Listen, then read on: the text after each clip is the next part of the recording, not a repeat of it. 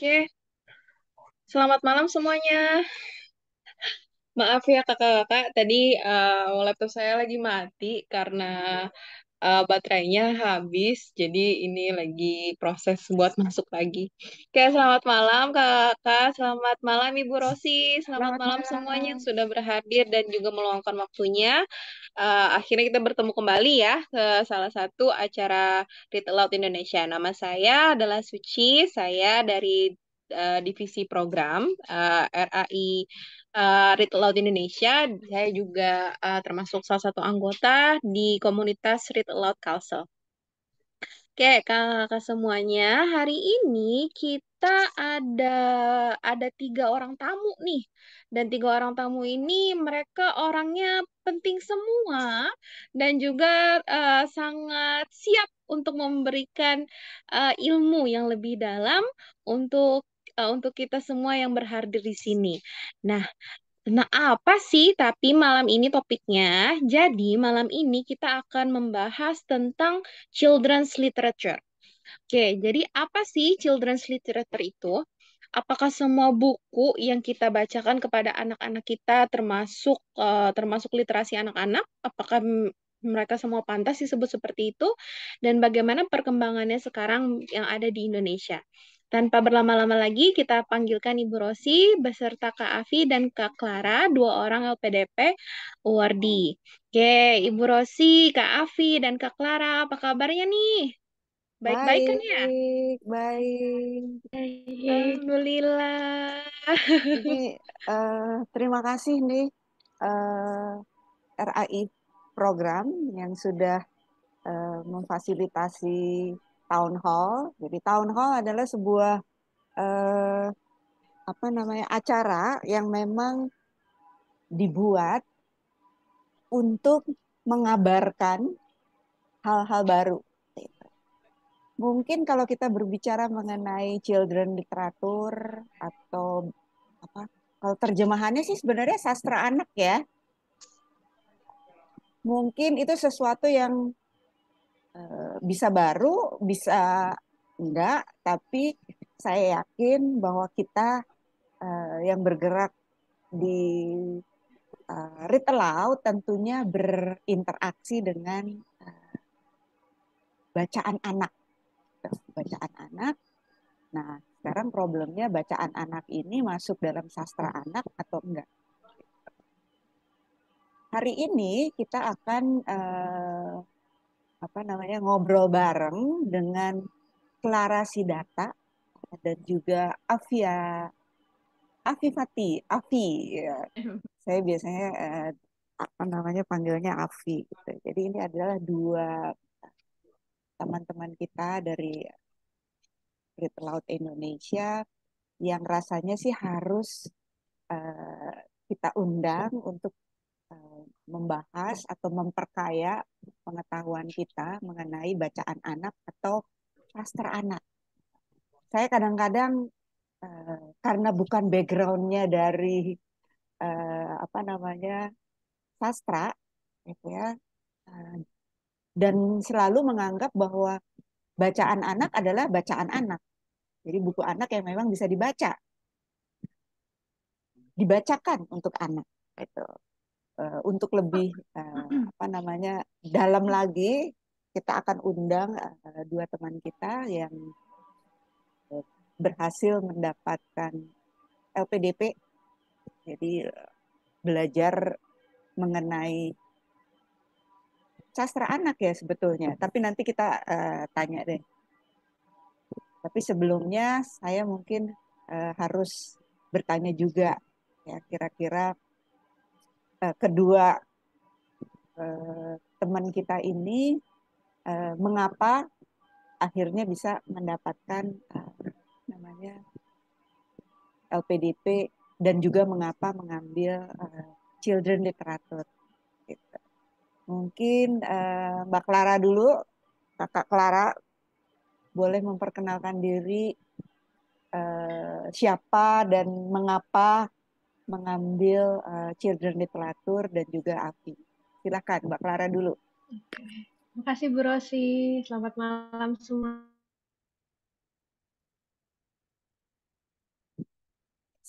nge-freeze nih, Mbak Clara. Aku Clara. Ya, ya tadi yang seperti yang sudah dijelaskan oleh Bu Rosi, saya berkuliah di Children's Literature and Literacies di University of Glasgow, di Glasgow, Scotland ya, Inggris. Malah dengan pendanaan LPDP ya, seperti itu. Pertanyaan pertamanya tadi dari Bu Rosi adalah kenapa ini ya sastra anak. Kita singkat dengan CLL saja ya, karena Children's Literature and Literacy kayak panjang banget nih, CLL. Um,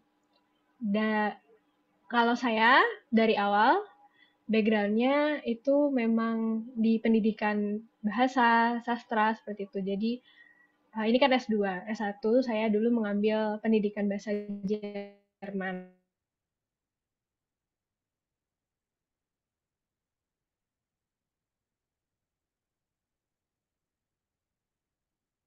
Mungkin Tarikan sastra, ingin menemukan apa ya sweet spot gitu di antara gimana sih aku suka sastra tapi nggak yang kayak ngulik sastra doang gitu misalnya gitu. Jadi ketemulah dengan Children's Literature and Literacies ini, dipertemukan antara pendidikan, sastra bisa dipakai untuk pendidikan dan sastranya juga bisa dinikmati kayak gitu. Dan ya um, apa ya ternyata ini juga hal yang memang masih harus didalami lagi di Indonesia. Jadi ya saya akhirnya memutuskan untuk kuliah di sini dan kebetulan ternyata diterima juga di LPDP kayak gitu. jadi itu backgroundnya. Jadi kelihatannya memang Iya betul. dulunya udah ngambil bahasa ya, sastra ya, Mhm. sehingga Ya, memperdalam pendidikan bahasa lagi Jerman. ya, Jerman. Ya. Oh Mbak Afi, Ya, terima kasih Bu Rosi untuk kesempatan dan juga undangan dari teman-teman RAI semua. Senang sekali bisa kembali lagi bersama RAI. Setelah tahun lalu sempat pamit ya dari tim keanggotaan karena mau kuliah, Alhamdulillah bisa kesini lagi. Jadi kalau aku pribadi, eh, memang awal kalau bicara background akademik jauh ya, aku dari biologi. Jadi kenapa milih biologi juga dulu karena ya sukanya baca biologi, suka baca buku biologi gitu. Tapi nggak jauh-jauh ya dari baca gitu sebenarnya. Tapi sebenarnya awal bisa tertarik sama buku anak itu ya memang karena kalau aku karena 2016 lalu sempat 1 tahun menemani suami studi di Inggris. Jadi di situ tuh ingat banget waktu mau ke Inggris tuh kan aku udah ada anak 9 bulan. Eh, itu kayak bingung gitu kan. Aduh, nanti bawa anak-anak anakku bisa tetap baca nggak ya di Inggris gitu. Aku nggak tahu lah Kak, kondisi di sana seperti apa. Dan ternyata setelah ke sana malah anakku menemukan sempat speech delay kan. Jadi di Inggris tuh sempat diterapi juga. Tapi ternyata apa lingkungan kayak literasi dan juga kualitas buku anak di sana dan penggunaannya itu sangat membantu dan bikin dia jadi suka baca. Dari situ aku kayak jatuh cinta gitu Bu sama buku bacaan anak anak gitu kan. ya. Makanya iya dan setelah itu 2019 berjodoh nih kenal sama Read Aloud lewat Bu Rosi di TOT Tangerang yang kedua ya Bu ya kalau Iya, nggak salah TOT betul. kedua, alumni kedua. Terus dari situ kebetulan ada teman-teman sesama yang domisili Tangerang. Ya udah kita bikin Tangerang Read Aloud gitu sesuai rencana tindak lanjut yang dibuat eh, Oke. sama bareng Bu Rosi gitu. Iya. Dari situ sih Bu jadi kayak ngerasa aduh aku akademik sebelumnya jauh banget nih dari bidang ini, Hmm. kalau aku mau lebih banyak kontribusi dan mau lebih banyak berbicara mengadvokasi tentang ini kan Hmm. aku harus perlu punya kualifikasi akademik yang Iya. sesuai gitu Bu. Wow, seru banget. Eh, Jadi ini berarti kita punya dua anggota Read Aloud Indonesia yang bisa memperkaya kita. Nah, inilah salah satu tujuan Amin. kenapa town hall ini diselenggarakan. Saya tuh inginnya bahwa ya kita dalam mengembangkan atau memasyarakatkan read aloud juga mengetahui lebih dalam mengenai buku yang kita bacakan. Gitu. Nah, bagi saya, ya, orang yang walaupun sudah lama menggeluti read aloud, nggak masuk pikiran saya bahwa buku itu sastra anak atau enggak gitu, ya. Bagi saya itu buku anak itu menurut saya adalah lebih kepada fungsinya, ya. Fungsinya tentu bisa membuat anak senang, ya, karena read aloud adalah membuat anak itu harus menyenangkan, mempunyai pengalaman membaca yang menyenangkan dan menghibur tentunya, dan juga ditulis dengan kaidah-kaidah penulisan buku yang baik dan benar. Apakah itu menjadi salah satu elemen dari sebuah sastra anak? Ya, siapa yang mau jawab duluan? Afi dulu kali. Clara Apakah dulu. Clara dulu. Apakah tadi menurut saya yang orang yang hanya membutuhkan buku anak, ya, apakah buku anak yang menyenangkan dan membuat anak punya pengetahuan itu juga disebut sastra anak? Oke. Ini pertanyaan yang menarik sekali ya, karena kayaknya perdebatannya juga nggak ada habis-habisnya ya, posisi tentang sastra anak itu seperti apa. Itu kayaknya cerita yang sangat panjang. Tapi kalau berdasarkan pengalaman nih, dari satu perspektif yang kami pelajari dari kampus gitu, dari pengalaman belajar, um, apa ya, sastra anak gitu ya, children's text itu bisa ditarik sejarahnya, cerita singkat aja nih. Itu sebenarnya udah dari lama banget ya, sebenarnya udah ada sejak uh, abad ke-6 sebelum Masehi, itu udah lama banget. Bahkan ketika ya belum ada namanya sastra anak gitu. Ya memang awalnya dalam bentuk fabel yang kemudian disebarkan ya. Awalnya dari India, terus beralih ke Sumeria, terus ya ke Arab, ke Prancis, ke Inggris, sampai ya akhirnya sampai di Indonesia gitu.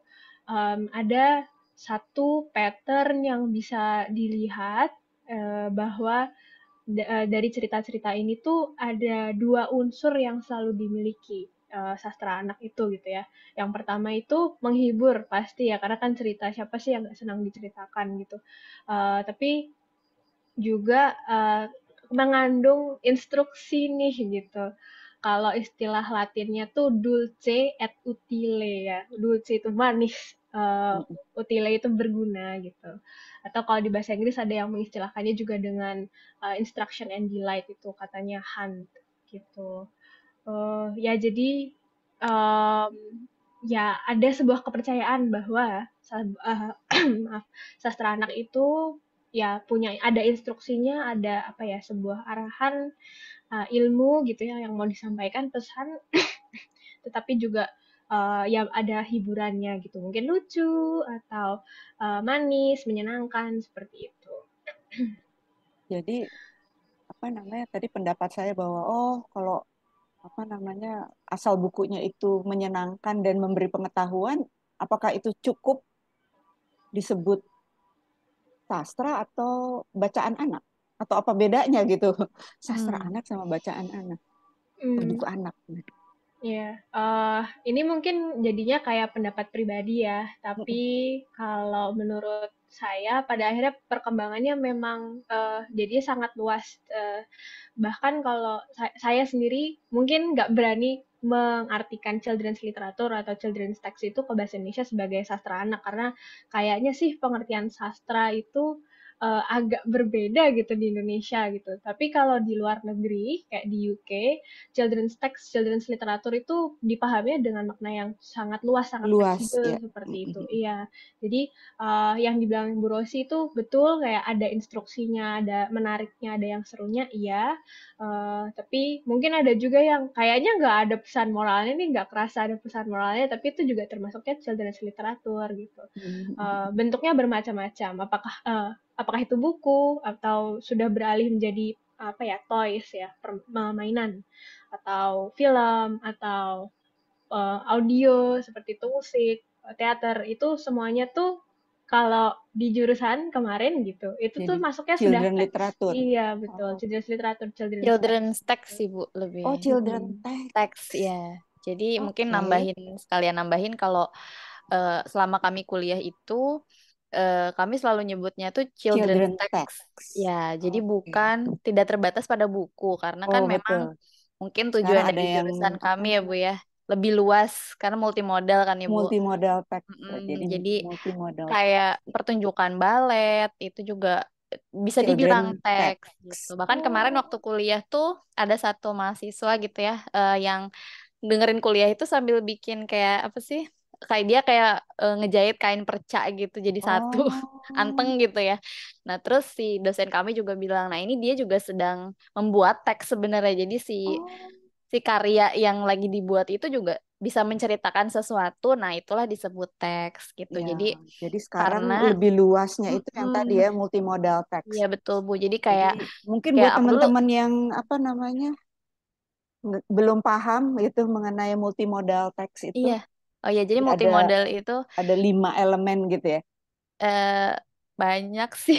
Aku lupa Ada tepatnya ya Bu ya. teks, Iya, ada teks visual, tulisan, ada uh, visual, ada audio, ada audio, movement, ada sensori gitu Bu. visual, Audio, visual, movement, terus juga ada apalagi ya lah.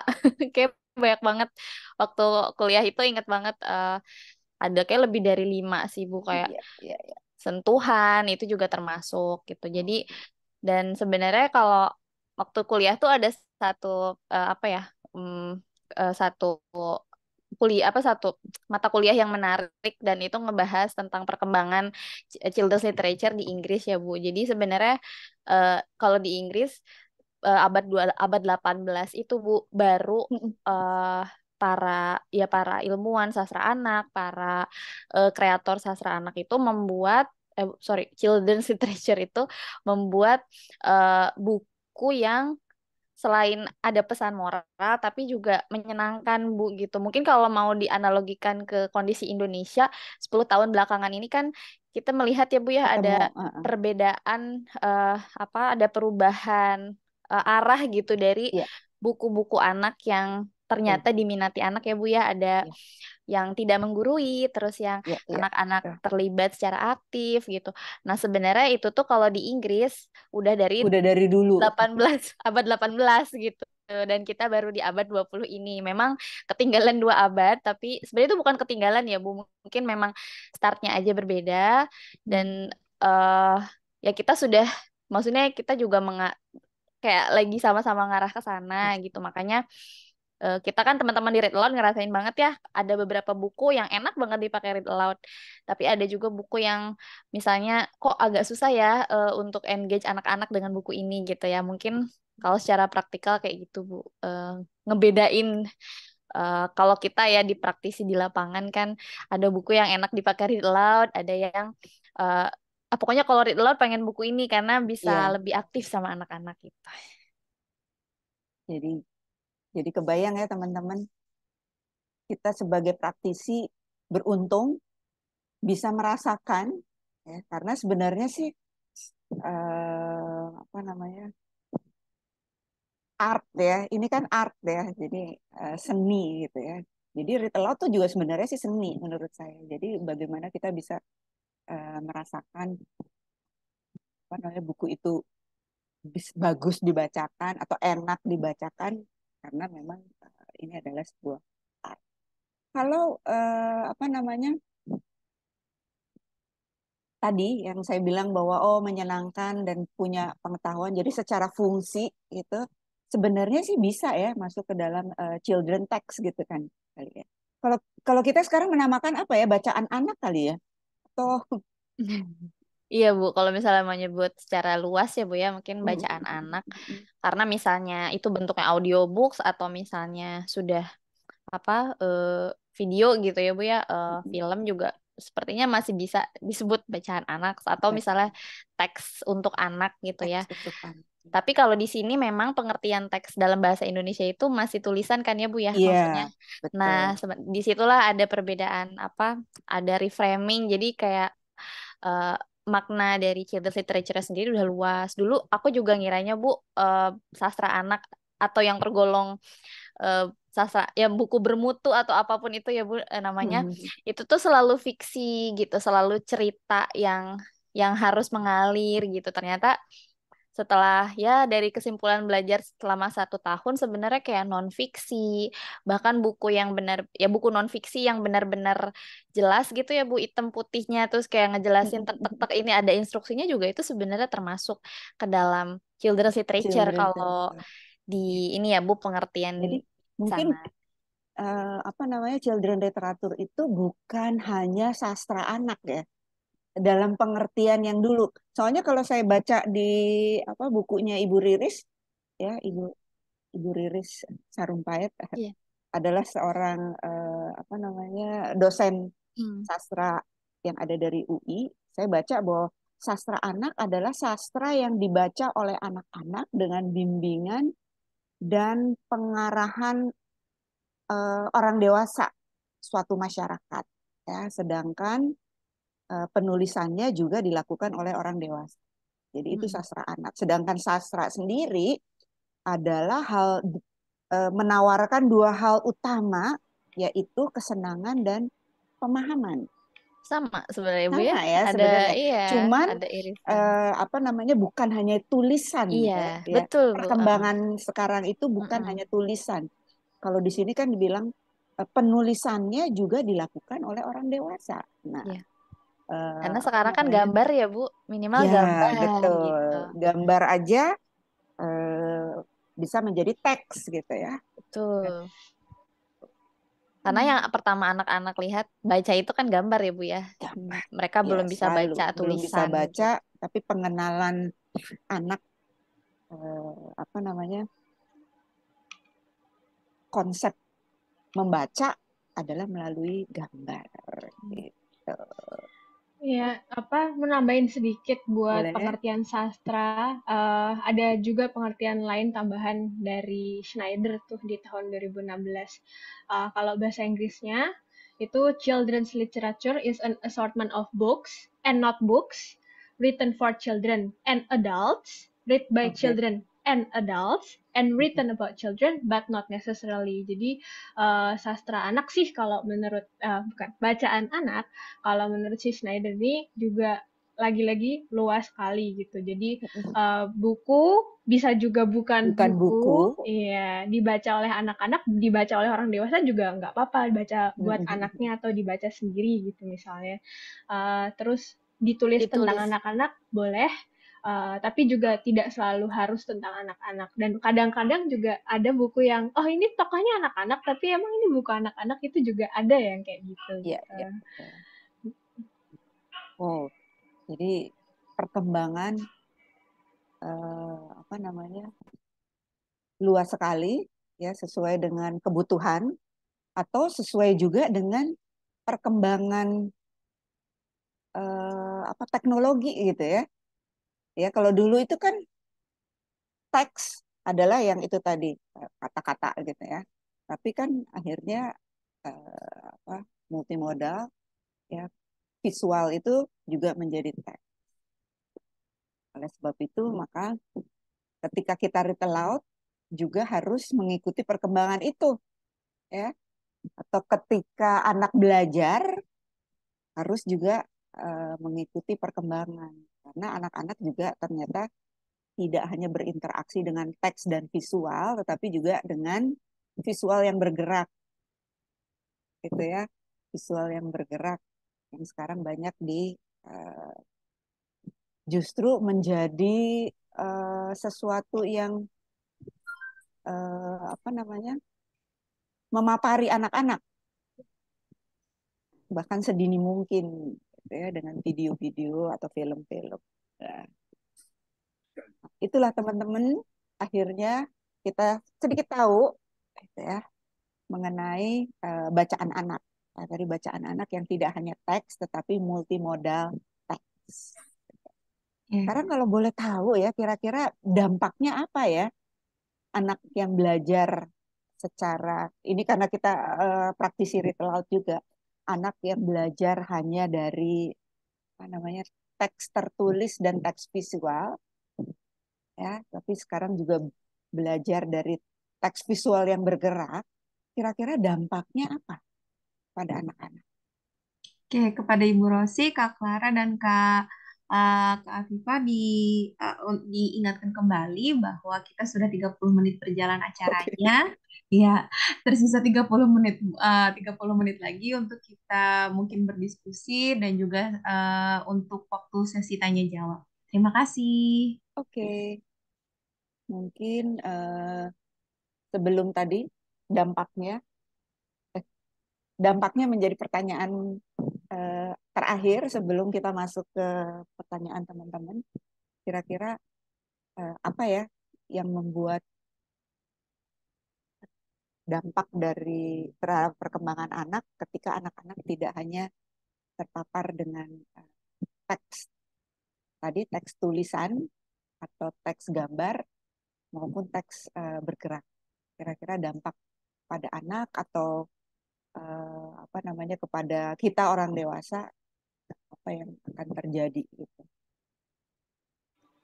Ya, ini mungkin jadi apa ya, pembahasan yang lagi hot-hotnya gitu ya. Apa sih apa dampak manfaat gitu dari eh, baca gitu, atau ya terpapar dengan teks anak seperti itu. Eh, Mungkin nggak jauh-jauh dengan kata kunci literasi ya, gitu, kata yang sangat seksi gitu ya, sedang banyak-banyaknya diperhatikan oleh pemerintah. Eh, itu jadi apa ya, secara mudah ya bisa dibilang gitu ya, manfaat dari terpapar dengan banyaknya bacaan anak tuh ya literasi anak meningkat. Tapi literasi itu apa sih gitu ya? Mungkin harus kita kulik lagi lebih dalam karena ini juga kami pelajari, aku dan Kak Afi pelajari di jurusan gitu ya, di mata kuliah namanya reframing literacy. Kenapa di reframe, apa yang di reframe gitu ya? Mungkin pemahaman tentang literasi selama ini gitu ya, buatku pribadi itu tuh apa ya, terobrak-abrik gitulah istilahnya ya. Selama ini taunya literasi itu ya cuman oh ya baca tulis gitu ya, atau gerakan Digital. literasi yang selama ini digaungkan oleh pemerintah gitu. Tapi ternyata di luar sana literasi itu ya sudah sangat-sangat apa ya, luas gitu ya perkembangannya, skillnya seperti itu. Tidak hanya baca dan tulis, tapi yang tadi itu yang kita pelajari bahwa teks itu tidak hanya buku saja, itu juga sama literasi itu tidak hanya berkaitan dengan buku baca dan tulis itu saja, tapi bermain tadi ya, permainan games itu juga termasuk dari literasi literasi bermain. Atau nanti misalnya apa, anak kecil lagi jalan-jalan di komplek perumahannya itu juga sudah termasuk literasi. Hmm. Atau apalagi misal anak lagi-lagi tidak hanya masalah apa ya, ya belajar secara konvensional yang kita tahu di sekolah saja gitu, tapi much more than that, lebih luas lagi dari itu, seperti itu. Mungkin Kak Afi mau nambahin. Ya, jadi pemanfaatan dari literasi dan asesmennya juga Bu udah nggak bisa hanya dua moda baca dan tulis saja gitu. Jadi uh, kayak salah satu esaiku waktu tugas di kuliah itu uh, apa menyambungkan antara asesmen visual literasi gitu uh, dengan Bukis Play gitu ya. Jadi uh, bahwa ya untuk bisa tahu kemampuan literasi anak sebenarnya tidak hanya dengan baca dan tulis, tapi kita bisa melalui games, bahkan kita bisa ada metode untuk mengetahui kemampuan literasi visual. Contohnya, eh, biasanya kan mungkin kalau misalnya baca buku, anak ditanya ini ya Bu, untuk comprehension itu ditanya misalnya inti cerita atau Mm-mm. misalnya karakter gitu ya, Iya, tentang iya. setting dan Tokohnya lain-lain, apa? plot gitu kan. Nah, tapi sebenarnya kalau untuk buku anak yang melibatkan gambar, Nah, visual, oh, visualnya bisa ditanyakan ya. bisa, Bu. Jadi misalnya kamu melihat warna ini, apa yang kamu rasakan saat melihat warna itu. Terus melihat garis ini kan ini garisnya beda. Ada garis yang tebal, ada garis yang tipis, ada apa goresan yang miring. Jadi sangat-sangat berhubungan dengan seni ini ya, Bu ya, ilustrasi gitu. Apa yang kamu rasakan, apa yang kamu pikirkan, kenapa kira-kira garis goresan itu berbeda gitu. Menurut kamu goresan itu berbeda menunjukkan apa gitu. Jadi udah sampai tahap situ Bu, dan teman-teman ya untuk Mm-mm. asesmen mengetahui kemampuan literasi visual gitu. Dan kalau aku lihat dari beberapa lembaga gitu, lembaga literasi di Inggris, memang kemampuan literasi visual ini sedang sangat digalakan. Kenapa? Karena dari anak-anak itu perlu merasa nyaman dan fasih gitu Bu, membahas hal-hal seperti sound gitu ya, suaranya seperti apa, terus warna. Kenapa? Karena mereka setiap hari terpapar sangat banyak elemen visual gitu kan. Salah satunya dari konten-konten seperti TikTok, seperti YouTube gitu. Jadi dengan mereka terbiasa gitu ya membicarakan elemen visual ini, mereka tuh jadi bisa membedakan gitu. eh, Mana kira-kira video, ini ada 2 video nih gitu disebar viral gitu. Dia bisa assess dari siapa Oh. kira-kira yang pertama posting gitu. Entah itu dari resolusinya dia lihat, dari kejernihan gambarnya, dari warnanya, atau mungkin eh, analisis lainnya. Jadi secara tidak langsung juga mengajarkan anak untuk bisa berpikir kritis dan menyaring informasi gitu di zaman yang sangat sekali banjir informasi ini ya Bu ya. Jadi kaitannya ke arah situ. Itu contoh apa? Kalau Bu Rosi tadi bertanya apa dampak dari eh, multimodal ini, sebenarnya positif ya Bu ya kalau untuk anak-anak gitu. Karena anak-anak bisa belajar dengan berbagai cara gitu. Bisa melalui visual, gerakan, bisa juga mereka main games gitu ya. Jadi kayak Roblox, Minecraft gitu udah banyak dibuat jurnal gitu di Inggris itu bagaimana media-media itu jadi sarana belajar. Jadi kalau di sana mungkin sudah tidak dibenturkan tuh antara buku dengan games gitu Video. ya, video gitu. Itu sudah malah difasilitasi gitu. Mungkin aku mau contoh share ini ya Bu ya, contoh ada dari sebentar. Boleh. Ah, iya, aku mungkin Lala mau nambahin sambil aku buka ini. Ya, boleh. Ya, mungkin hanya menegaskan saja. Jadi, ya memang anak-anak bisa belajar tanpa terasa kayak lagi belajar ya. Belajar. Ternyata main game Ah. gitu. Oh, ternyata aku Belajar juga ketika ya. iya, ketika kita misalnya main game itu Roblox itu kan sebenarnya sangat kompleks ya. Kayak mereka harus belajar apa tuh struktur misalnya, terus belajar aturan apa menavigasi di dalam permainannya kayak harus nyari apa di mana misalnya dan seterusnya. Itu juga kan mungkin nggak kerasa langsung ya. Kita kan lihatnya anaknya main game terus gitu. Tapi sebenarnya nantinya misalnya ketika harus pakai komputer gitu kan, karena kita memang sudah di era teknologi gitu ya. Anak-anak menggunakan teknologi juga tidak ada masalah yang berarti misalnya gitu. Um, Ya mungkin ada analogi yang menarik nih tentang literasi ini gitu ya. Kalau kita punya 3 aspek nih dalam kehidupan sehari-hari. Ada bahasa, ada literasi, dan ada kita anggap bahasa itu seperti bahan mentahnya ya. Mau itu nanti jadi ya sayur-sayuran kah,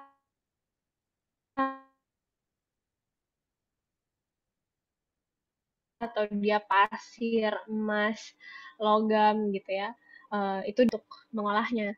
entah itu pisau, panci, atau mau pakai skop gitu ya, tergantung alat yang kita butuhkan. Dan uh, teks itu tadi bacaan anak atau literatur itu adalah outputnya ya, mau entah itu nanti jadinya kemampuan dia untuk bikin map misalnya, itu juga udah teks ya tadi ya, kalau menggunakan istilahnya teksnya yang dipelajari gitu, atau nanti jadinya hasil rajutan tadi ya, prakarya itu juga, atau jadinya novel gitu. Apapun itu hasilnya, itu sebenarnya ya outputnya, tidak terbatas apa ya, nilai di sekolah saja misalnya. Berarti orang dewasanya ya, which is guru ya, yang harus bisa memaknai apa yang dikerjakan anak terkait dengan kemampuan literasi, ya, karena tidak hanya dinilai dari karya tulis saja atau karya gambar, tetapi ada output lain. Ya. Nah ini ini udah kelihatan belum ya? Sudah. Ya, jadi ini contoh resource yang aku dapetin dari Scottish Book Trust. Jadi mungkin kita udah bisa, karena ini tentang komunitas read aloud ya, jadi mungkin kita mulai berbicara mengenai bagaimana sih gitu buku itu di Inggris digunakan gitu dalam berbagai kesempatan. Nah, salah satunya yang tadi kita bahas tentang ini ya Bu, visual. Nah, ini ada salah satu resource yang diberikan, dan ini tuh ini. Nah, jadi anak-anak tuh diberikan cara gitu ya, step by step untuk melakukan vlog review assessment activity sheet gitu. Jadi di sana itu literasi digitalnya, pendidikannya sudah tidak lagi cara cara mengetik atau misalnya mengetik 10 jari gitu. Anak-anak sekarang tuh udah digital native soal itu gitu. Tapi mereka lebih ke arah menganalisis gitu konten yang ada di luar sana gitu, originalitasnya seperti apa, terus membandingkan dengan misalnya ini kan contohnya ini ya untuk book review dan book trailer gitu. Jadi ceritanya anak itu diberikan link gitu ya, link book book trailer. Kalau di sini disebut Paddington yang dipakai ya, contoh di apa yang dikasih di sini, itu anak-anak membandingkan gitu kan book trailer dengan bukunya seperti apa, kemudian kameranya kayak gimana nih, pengambilan angle-nya itu sampai dipelajari gitu. Dan contohnya kayak gini, mereka diajarkan kamera positioning gitu kan, yang namanya long shot seperti apa, suaranya bagaimana, terus ini umur berapa ya anaknya? Kebayang? ini biasanya SD, Bu. SD. SD kelas 3 ke atas gitu. Jadi udah tapi ini memang resource yang diberikan oleh lembaga literasi gitu. Nah, ini juga mungkin nanti yang akan aku singgung sedikit gitu. Nah, ini ada contohnya storyboard template. Jadi kalau misalnya, jadi mereka diberi tugas juga. Jadi mereka lihat book trailer atau book review Paddington, terus mereka bikin book review mereka sendiri gitu. Jadi setelah mereka mengamati dan menganalisis, terus ada produksinya, Bu, gitu. Ibaratnya kalau kita habis baca ada nulisnya kan. Nah, kalau ini produksinya dalam bentuk iya gitu, udah multimodal, tidak hanya tulisan gitu ya, tapi tentu saja anaknya harus udah bisa menulis kan, karena dia harus mengetik teks di video lah atau apa. Nah, ini beberapa contoh yang aku bilang tadi ya Bu ya, pertanyaan-pertanyaan yang bisa ditanyakan saat kita mengkaji suatu tayangan gitu ya. Kayak warna apa yang kamu lihat, apa yang kamu rasakan saat melihat warna itu. Kemudian dari cerita, karakter, setting, sampai kamera dan suara gitu ya.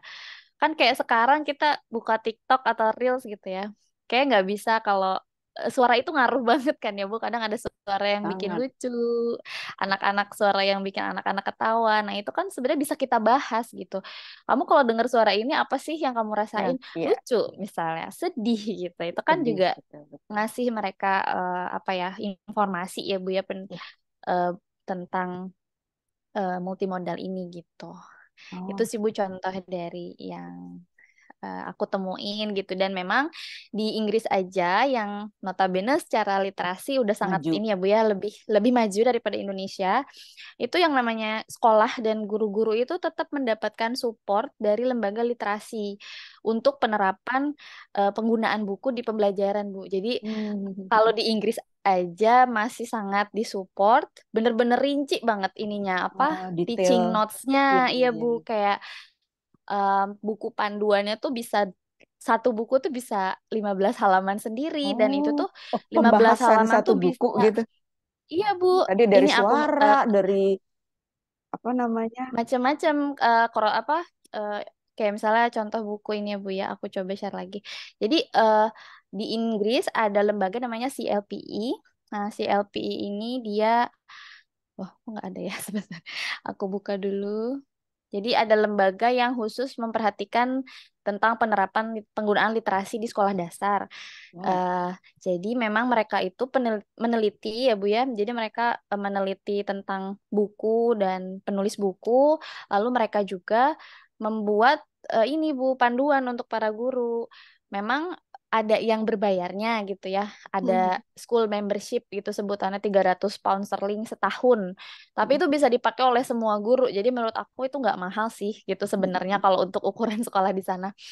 Tapi ada juga resource gratis yang bisa dipakai orang tua atau guru-guru yang nggak mampu misalnya untuk ikut school membership. Nah itu sangat-sangat rinci gitu ya. Jadi bahkan mereka tuh masih disupport buku per buku itu diberikan panduan, bisa 15 halaman itu bisa untuk ini Bu, bisa untuk satu satu semester kayaknya ya. Jadi dipecah-pecah gitu. Penerapannya Jadi satu tergantung buku bisa dipakai untuk beberapa kali pertemuan beberapa gitu. kali pertemuan ya. Ya ini contohnya ya Keren, Bu keren. ya, aku share. Ini bisa teman-teman akses kok di websitenya CLPE UK. Nanti aku coba share. Tahap ini, oke. Ya, udah muncul. Udah muncul Bu ya? Ya, sudah. Nah, ini ada buku look up. Buku look up-nya nanti aku share setelah ini, lupa harusnya share bukunya dulu ya. Mungkin teman-teman kalau udah lihat covernya kebayang. Jadi look up ini buku buku anak tentang eh, anak perempuan namanya Rocket. Nah, dia itu sangat ingin nyari perhatian kakaknya. Kakaknya tapi lihat HP terus kan. Sementara si Rocket ini senangnya ngelihat ke angkasa gitu, melihat apa bulan, bintang gitu. Jadi eh, apa usaha si Rocket untuk menarik perhatian kakaknya gitu. Jadi pesannya sih eh, untuk yang kecanduan ini ya Bu ya sangat Gadget. masuk gadget gitu. Tapi juga untuk ayo lihat ke atas gitu kan banyak yang bisa diperhatikan. Nah, ini contohnya. Jadi ini contohnya untuk key stage satu. Key stage satu itu semacam SD 1 ya Bu ya. Jadi sebelah kiri mungkin teman-teman bisa lihat ada tulisan reading aloud gitu. Jadi reading aloud ini adalah key element memang di setiap praktek penggunaan buku di kelas. Salah satu tools yang bisa digunakan untuk menggunakan buku ini. Tapi read aloud juga bukan satu-satunya. Tapi Iya. kita bisa juga Response to respond to illustration, illustration, ada terus book book talk, talk, ya. role play gitu, freeze frame. Nah, itu mungkin nanti aku juga perlu nyari tahu lagi bedanya apa gitu ya. Dan dari buku ini mungkin si pembuat ini ya, si pembuat desain ini sudah melihat kira-kira kesempatan menulis ada kesempatan anak-anak nulis nggak sih secara natural sambil ngikutin buku ini gitu dari ceritanya, dan ternyata di buku ini tuh banyak banget kesempatannya karena si karakter anak di dalam buku ini ceritanya dia melakukan aksi kan. Jadi dia ada press conference, terus dia juga bikin flyer. Nah, itu kan bisa apa Dibuat ya? anak. Iya, bisa sekalian dipraktekin saat Iya, baca. dipraktekin. Jadi baca satu buku itu mungkin bisa berapa pertemuan gitu. Hmm. Dan di bawahnya, nah ini dari satu buku Iya. dibedah lagi gitu. Kurikulum apa aja sih yang bisa nyambung sama Ya. buku ini gitu Teaching kan? point-nya apa ya? Iya, itu Bu. Sejarah, ada sains, geografi masuk, physical and health education masuk, terus reading, ya, itu juga masuk gitu ya, dijelaskan di sini. Nah, terus resource ini juga memberikan link atau contoh teks-teks yang mirip gitu. Jadi Ah, memang jadi dari satu buku ini nanti nyenggol-nyenggol buku yang lain gitu kan. Jadi anak itu repertoar buku anaknya semakin besar, dia penasaran kan, bisa jadi aku jadi pengen baca buku yang lain yang mirip-mirip kayak ya, gini. ya. Terus kalau teks non fiksinya yang bisa menunjang, karena kan ini tentang ini ya Buya Antariksa gitu. Kan banyak buku-buku non fiksi, apa sih yang bisa dibaca? Sekaligus dengan link video dan web Wow, yang relate dengan space, solar system. Jadi kayaknya guru tuh udah tinggal, oke, cari pakai. bukunya di library Iya, gitu iya, iya, iya. kan. Buat pertemuan berikutnya kita pakai buku ini, kita style video ini tinggal klik aja gitu. Jadi sangat memudahkan, karena itu guru-guru jadi pede untuk menerapkan ini di kelas. Nah, mungkin ya ini juga ya yang dibutuhkan. Mari kita buat bantu guru-guru. Iya, Bu. Ini kayaknya yang missing link yang dibutuhkan oleh guru-guru termasuk di Indonesia gitu. Makanya salah satu mimpi aku sama Clara adalah pengen deh kita tuh punya research institute yang independen gitu ya, khusus untuk Yuk bikin buku anak, read aloud dan penerapannya. Jadi yang bisa membantu guru. praktisi, guru ataupun Guru sih, orang menurut tua saya yang yang homeschooling gitu ya Bu ya, untuk ya. bisa menggunakan buku ini untuk belajar gitu. Yuk kita bikin. Saya udah punya ide. Siap bantu Bu. Ah, keren, keren, keren. Ada pertanyaan, teman-teman? Mungkin waktunya gimana Mbak Suci? Mbak Suci yang ngatur aja. Berapa pertanyaan nih? Ya, ini sebenarnya masih ada 9 menit lagi sih Bu kalau misalnya mau ada pembahasan lagi. Tapi mungkin kayaknya kalau dilihat dari peserta udah mulai ini ya, udah mulai semangat nih. Ada yang mau ditanyain nih. Oke, untuk kakak-kakak yang untuk kakak-kakak yang sudah tidak sabar lagi, silahkan untuk mengangkat tangannya. Udah panas nih malah katanya Kak. Iya, udah pada panas ya. Jangan kepanasan nggak? Bisa dikipas-kipas dulu nih. Oke, kita punya Kak Dea yang ingin bertanya tentang literasi anak. Silahkan Kak Dea, waktu dan tempat dipersilahkan. Oke, terima kasih Kak Suci. Selamat malam Bu Rosi, Selamat malam Kak deh. Afi, Kak Clara. Selamat untuk kelulusannya akhirnya. Dan terima kasih sudah berbagi. Yang pertama saya mau menanggapi dulu terkait sharingnya Kak Afi yang CLPI itu tadi. Itu memang sangat dibutuhkan oleh guru-guru. Beberapa kali saya mendampingi guru-guru untuk membuat permodelan read aloud yang disesuaikan dengan pembelajaran. Itu memang guru-guru mengalami kesulitan Kak Afi. Bagaimana membedah buku itu, kemudian tidak hanya bagaimana meread aloud-kan atau membacakan nyaring, tapi juga menyambungkan dengan pelajaran itu guru-guru masih kesulitan. Jadi kalau misalkan Read Aloud Indonesia bisa bikin yang semacam tadi itu, insya Allah bisa sangat membantu untuk pendidikan Indonesia. Kemudian yang kedua adalah pertanyaan dari saya, apakah Kak Afi dan Kak Clara belajar tentang ekranisasi untuk children text di saat kuliah? Itu dulu sih, karena kan tadi pembahasannya terkait multimodal teks ya. Apakah ada pembahasan tentang ekranisasi atau alih wahana? Terima kasih. Boleh dijawab? Oke, silahkan kakak-kakak atau mungkin Ibu Rosi ingin menjawab. Terima kasih Kak Dea untuk pertanyaannya. Saya sih tadi udah kebayang tadi apa paparan yang Afi sampaikan bahwa itu memang harus dibuat satu persatu gitu. Jadi contoh gitu supaya nanti bisa dipraktekkan. Katakanlah kalau satu buku, katakanlah kita satu buku nanti dibahasnya apa aja itu udah kebayang. Harus harus dilakukan supaya guru-guru bisa mempraktekkan itu. Oke. Yang kedua apa tadi pertanyaannya egra apa? Nggak dengar saya istilahnya apa tuh? Ekranisasi alih wahana. Egranisasi. Gimana? Egranisasi itu maksudnya yang early grade reading itu ya? Oh, Reading. bukan Bukan. egra, bukan Yang egra mana? Kak Afi. Oh, apa dong? Tapi ekranisasi atau alih wahana. Jadi kayak misalkan buku cerita anak Oh iya. difilmkan atau apa gitu. Apakah itu Oh Oh ada ya, ya, di itu justru jadinya arahnya ke multimodal iya menurut betul. saya. Kami mungkin Lala mau jawab atau aku dulu? Eh, aku ingat emang ada sih sekali kita Iya ada. bahas itu di kelas ya. Jadi Nonton eh juga sih. iya betul Tugasnya yang nonton ya komik, kita. komik, The baca Lorax. komik terus nonton seriesnya. Tapi memang cuma di permukaan yang Heartstopper itu kan. Iya. Jadi itulah Iya. prinsip kenapa multimodal ya. Terus kita mengajarkan anak bagaimana tadi membuat penilaian ya dari tidak hanya teks gambar atau teks tertulis tapi juga teks yang bergerak.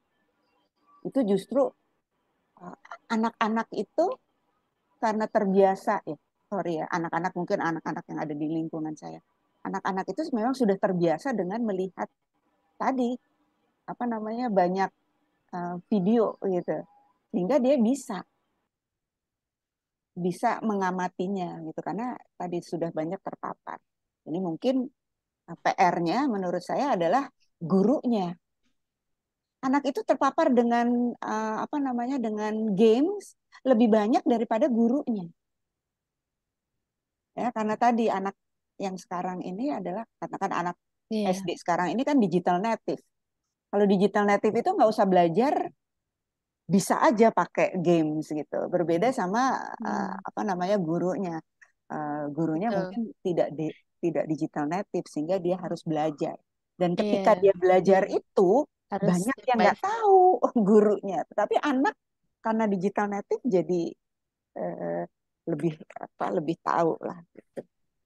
Memang perlu Iya, sebenarnya R-nya kalau gurunya istilah sendiri. yang iya, istilah yang disebut Kak Dea mungkin kami nggak denger ya lah waktu di kampus, tapi ya iya kami baca The Lorax dan kami nonton dua film adaptasi The Lorax, yang satu tahun 70 ya lah ya. 1970, yang satu yang versi Netflix gitu, dan kita diskusi apa sih kira-kira yang didapatkan dari setelah membandingkan. Mungkin teman-teman bisa coba ini ya, cari di YouTube atau di Telegram gitu ya, Lorex 1970 itu tuh beda banget Bu. Jadi eh, ada adaptasi juga, ada yang benar-benar mengikuti buku ya Bu ya, yang benar-benar mengikuti vibes-nya buku, kemudian mengikuti apa ya, sangat detail seperti buku.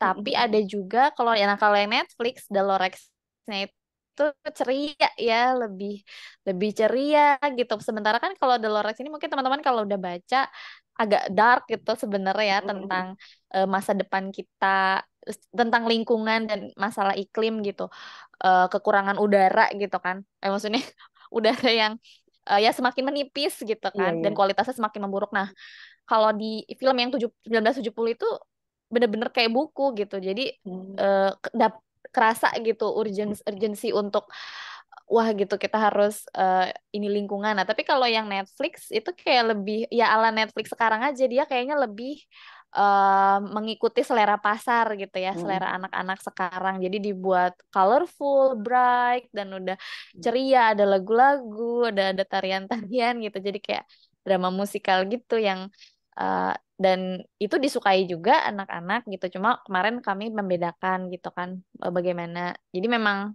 uh, dipelajari juga itu Kak, adaptasi dari komik, terus komik kita lihat versi serialnya seperti apa gitu. Jadi kuliahnya ya nggak cuma baca jurnal, tapi juga baca buku anak, dan kadang-kadang di kelas juga nonton film gitu.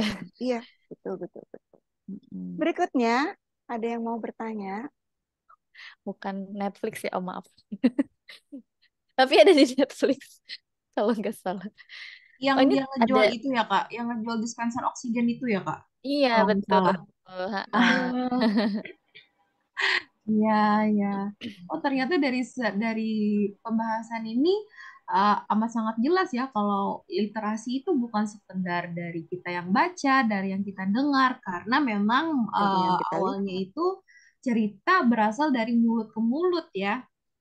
Dan sekarang karena sudah kita udah punya cara menulis dan segala macam, sudah terdapat huruf dan lain-lainnya, lalu dibuatlah menjadi buku, menjadi teks, dan itu yang kita selama ini yang kita kira ini nih yang namanya literasi.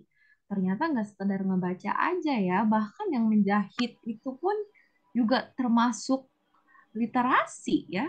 Wah, iya bener nih kata Kak Clara tadi. Kayaknya apa arti literasi ini jadi terobrak-abrik ya. Kita jadinya akan memikirkan sesuatu yang ternyata bukan sekedar ini aja nih.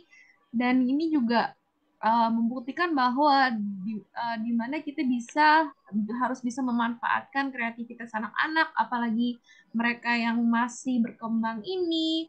Jadi mereka tidak hanya akan tumbuh menjadi individual yang kreatif, tapi juga bisa critical thinking, tapi mereka juga akan apa ya, lebih aware terhadap apa yang terjadi dengan lingkungannya, seperti itu. Banyak sekali ternyata manfaat yang harus bisa, apalagi sebagai guru yang bisa kita manfaatkan untuk mengembangkan potensi-potensi anak ya. Menarik ini.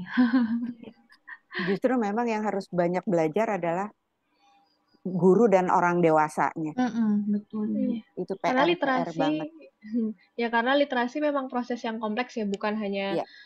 bacaan dan anaknya saja, tapi di belakang itu atau di antara itu tuh ada banyak sekali stakeholder ya, ada keluarga yang mungkin nanti memilihkan buku, ada publisher yang menciptakan Ciptakan itu buku. jadi ada gitu, atau ada juga academician ya yang jadi keeper yang menjaga gitu ya, apakah buku itu bagus atau tidak, apakah ada yang harus diperjuangkan atau harus diperbaiki, dan ya memang banyak sekali yang jadi PR nih gitu untuk jadi dikembangkan. Oh, karena ini children's literature ya Kak, kira-kira nih, apakah harus ada kita prioritaskan terlebih dahulu, misalnya mungkin karena dia adalah children's literature, jadi kita harusnya bisa memprioritaskan mungkin tentang asal daerahnya terlebih dahulu, baru kita memperkenalkan literasi yang dari asing, atau bagaimana ini Kak? Atau bebas? Kalau menurutku pribadi itu tidak bisa terlalu digeneralisir. Pasti nanti harus melihat kondisi lapangan masing-masing. Apalagi kalau untuk aku pribadi background memang belum ya minim terjun ke lapangan, itu pengalamannya masih minim, jadi masih belum tahu kira-kira apa yang benar-benar dibutuhkan saat ini gitu. Tapi ya sejauh pengetahuan pasti setiap tempat punya kebutuhan yang berbeda-beda. Gitu. Tekstual. Kontekstual, betul. Karena memang apa yang bisa dipelajari adalah apa yang memang terlibat dengan anak. Ya.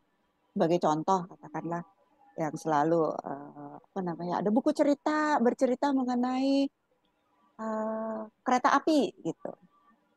Tapi dia kontekstual untuk anak-anak di Jawa.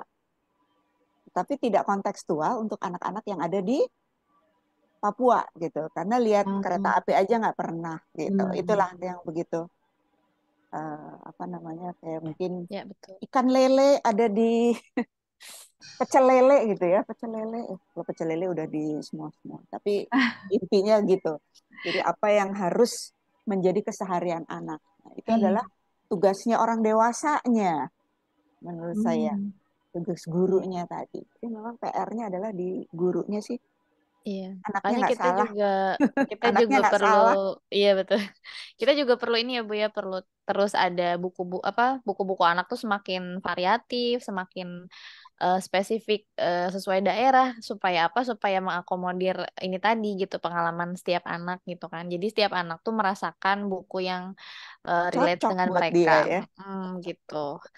Dan memang kalau di Inggris Bu, mungkin yang perlu aku sampaikan juga sedikit, mereka sangat concern dengan menciptakan penulis-penulis di masa depan gitu. Jadi mereka tidak mau eh, apa pembuat buku ini ya berhenti di generasi itu gitu. Iya, Makanya betul. seperti lembaga Scottish Book Trust itu, mereka sangat rajin, sangat vokal untuk menyemangati para penulis muda gitu untuk berkarya dan apa ya, membuat mereka tuh ingin menulis buku. Nah, salah satu metodenya yang mungkin bisa kita adaptasi di sini adalah author's life gitu. Jadi eh, lembaga Scottish Book Trust ini apa ya, mengirimkan autor-autor buku ke berbagai sekolah gitu, baik yang di kota besar maupun di rural area. Nah, itu ternyata penelitian membuktikan bahwa anak-anak tuh ngerasa jadi lebih semangat baca Ya, setelah dibacakan, setelah didatangi sama penulis gitu. Mereka tuh ternyata sangat excited melihat, oh ini orang di balik buku gitu ya. betul. Oh ini yang gambar buku kesukaan aku gitu kan. Iya, iya, iya, iya. Dan itu jadi apa ya, ngasih role model ke mereka bahwa oh aku bisa loh bermata pencaharian sebagai penulis Sebagai buku penulis. gitu. Jadi mereka terinspirasi untuk eh, apa ya, menjadikan penulis itu sebagai jalan hidup mereka atau cita-cita mereka gitu. Jadi dan ternyata kedatangan si autor ini juga sekitar 86% tuh membuat anak-anak yang mengikuti kegiatan ini tahu dengan penulis-penulis lain dan jadinya terpapar jenis buku Hmm. yang lebih banyak gitu. Mungkin bisa diterapkan juga ya Ya, di komunitas RA, bisa iya, mengundang betul. penulis-penulis buku untuk Yuk, yuk. datang ke daerahnya gitu ya, atau misalnya ke sekolah-sekolah. Jadi memang PR ya. Sekarang kan baru kita bikin bincang buku, tetapi apa namanya, orang dewasanya.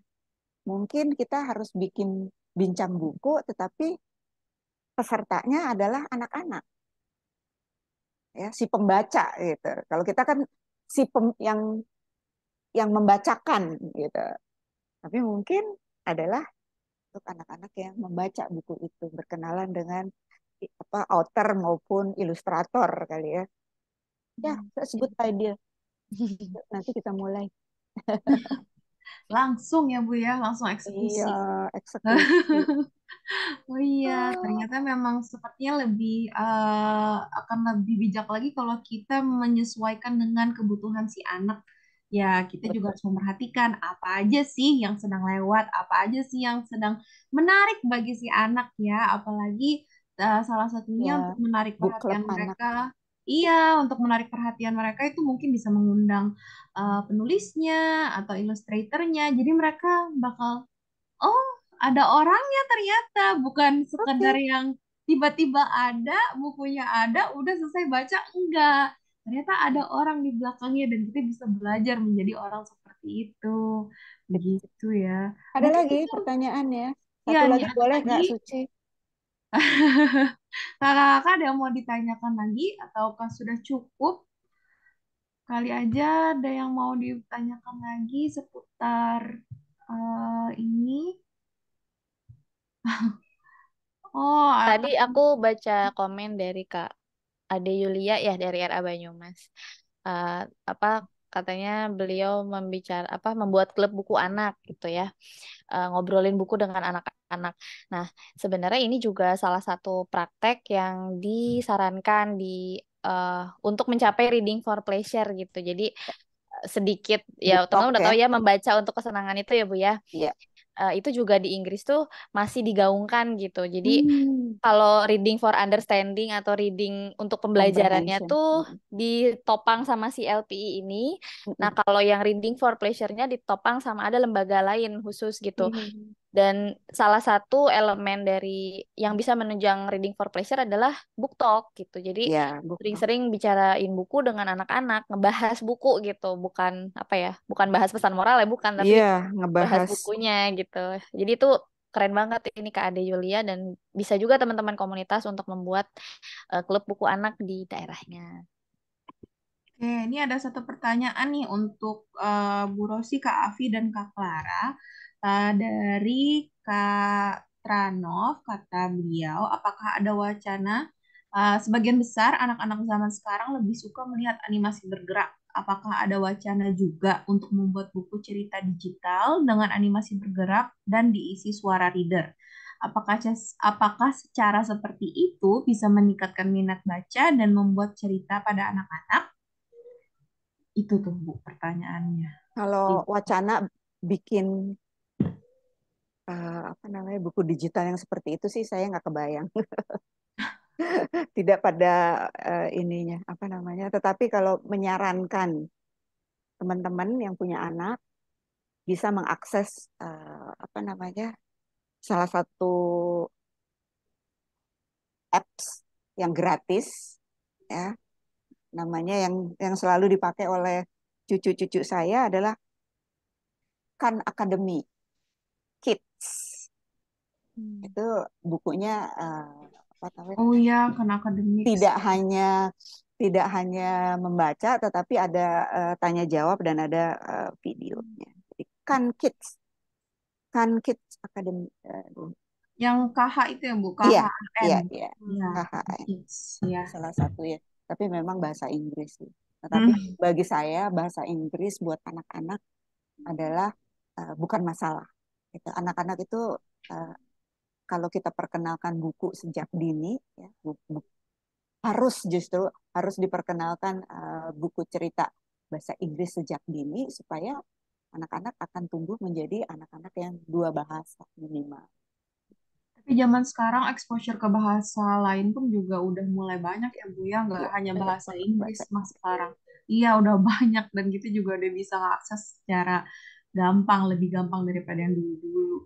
Oke, untuk kakak-kakak semua, Ibu dan juga Kak Clara, Kak Afi, terima kasih atas waktunya. Sampailah kita pada akhir pembahasan dan kita ini Kak Fajar katanya ada sesi foto bareng nih supaya jadi ini ya, supaya jadi memori yang tidak dilupakan.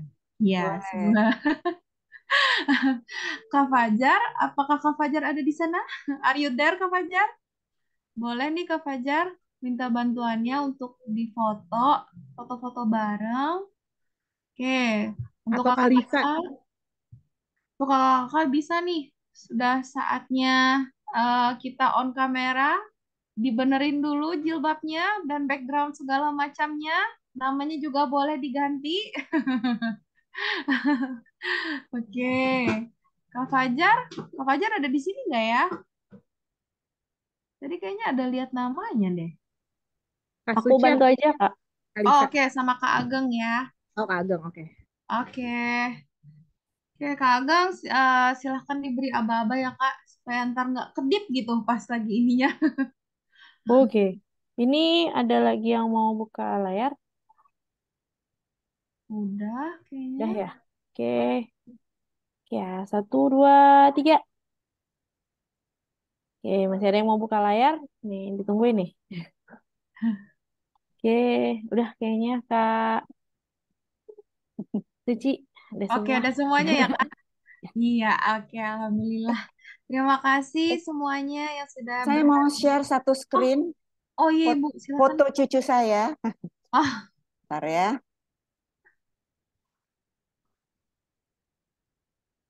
Udah kelihatan? Kelihatan, Bu. Ya, ini anak kelas 3 SD sedang apa namanya? Pelajaran art. Tapi yang dilakukan adalah bukan gambar itu ya, gambar gunung ya. Tapi dia mengevaluasi. Jadi ini sheet-nya adalah mengevaluasi gambar teman-temannya. Gitu. Jadi ini gambarnya dia, eh, tapi dia nggak menilai gambarnya, tetapi dia menilai gambar temannya. Yang ditanyakan tadi sama seperti Alfi tadi pertanyaannya. Apa yang kamu rasakan kalau kamu melihat warna ini? Itu ini di sheet-nya adalah itu. Jadi mungkin ada beberapa sekolah di Indonesia yang memang sudah melakukan, tapi ini menurut saya harus disebarluaskan supaya lebih banyak lagi guru-guru tahu apa yang harus dilakukan untuk membuat anaknya lebih kritis. Ya. Jadi tidak hanya sekedar apa yang dilihat, tetapi apa rasanya, apa perasaannya. Kalau kamu melihat gambar warna ini, gitu sih. Terima kasih teman-teman. ya Ibu, sama-sama. Terima kasih, Terima kasih Bu Rosi kepada Ibu dan Rosi, RAI. kepada Kak Makasih Clara dan juga Kak semuanya. Afi yang udah meluangkan waktunya. Terima kasih juga dengan kakak-kakak yang udah datang pegiat literasi hari ini. Sangat menyenangkan ya dan juga sangat insightful apa yang kita bahas hari ini. Semoga kita memiliki rencana, memiliki kesempatan ke depannya untuk berkumpul lagi. Oke, terima kasih kakak-kakak dan ibu sudah berkumpul di sini. Saatnya kita beristirahat karena sudah malam.